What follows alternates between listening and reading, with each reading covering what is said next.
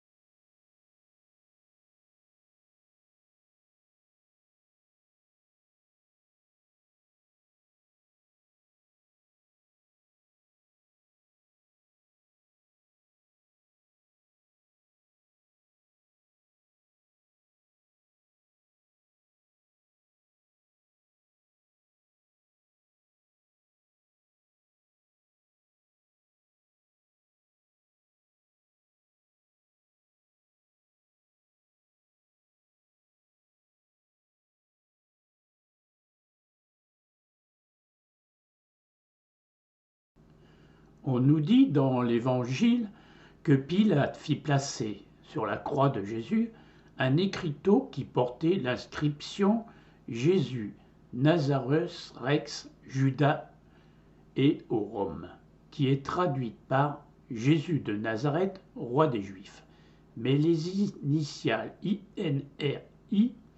placées sur la croix sont celles des noms des 4 éléments en hébreu: Yam, l'eau; Nour, le feu; Ruach, l'esprit ou air de vie; et Yabesha, la terre. Là est la clé occulte du mystère de la crucifixion,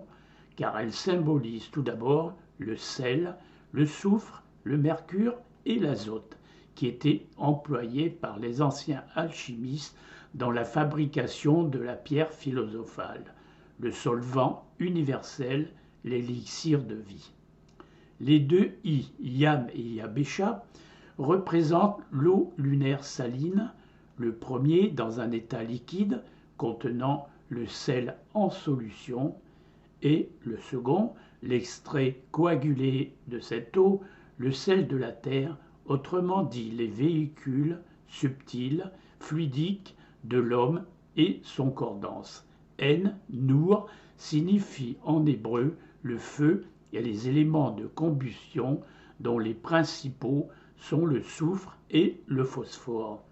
si nécessaires à l'oxydation et sans lesquels l'ego ne pourrait fonctionner dans le corps et ne pourrait trouver une expression matérielle. Ruach, est en hébreu l'équivalent de l'esprit. Azote, ne pas confondre avec l'azote, fonctionnant dans l'intellect mercurien. Ainsi, les 4 lettres INRI placées au-dessus de la croix représentent l'homme complet, le penseur, au point de son développement spirituel, où il se prépare à la libération de la croix de son véhicule dense. Nous ferons remarquer que l'INRI est le symbole de l'aspirant crucifié pour les raisons supplémentaires suivantes. Yam signifie l'eau, élément fluidique lunaire qui constitue la majeure partie du corps humain, 87% environ. Ce mot est aussi le symbole du véhicule fluidique subtil, du désir et de l'émotion.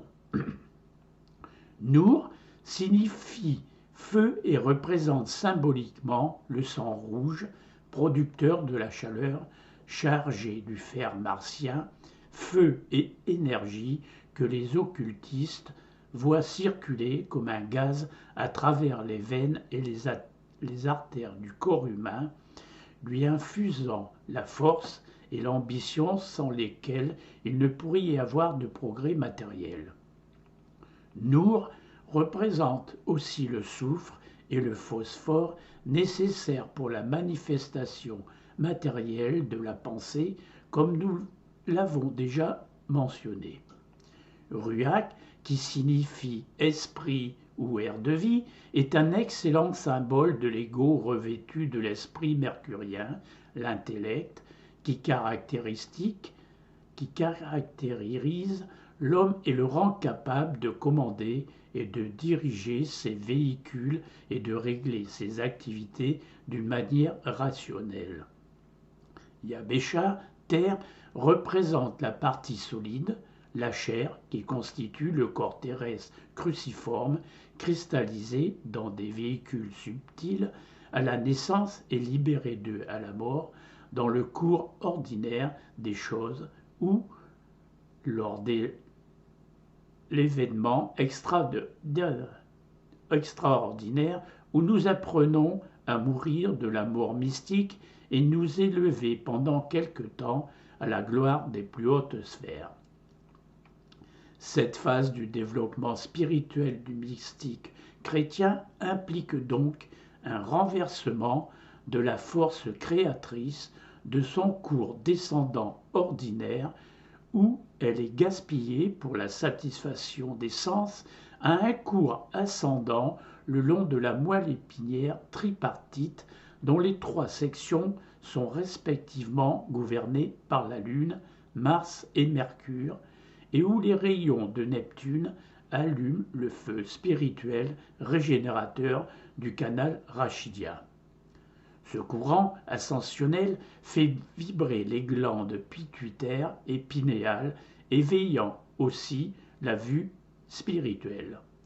Lorsqu'il frappe le sinus frontal, la couronne d'épines commence à vibrer de douleur à mesure que le lien avec le corps dense est brûlé par le feu spirituel sacré qui éveille ce centre endormi depuis des siècles à une vie palpitante vibrante, s'avançant progressivement vers les autres centres de l'étoile stigmatique à sa branche.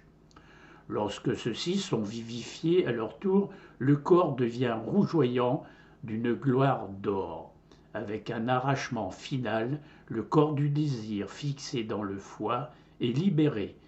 et l'énergie martienne qui est contenue expulse en un mouvement ascensionnel le véhicule sidéral, ainsi nommé parce que les stigmates de la tête, des mains et des pieds sont placés dans la même relation que les pointes d'une étoile à 5 branches.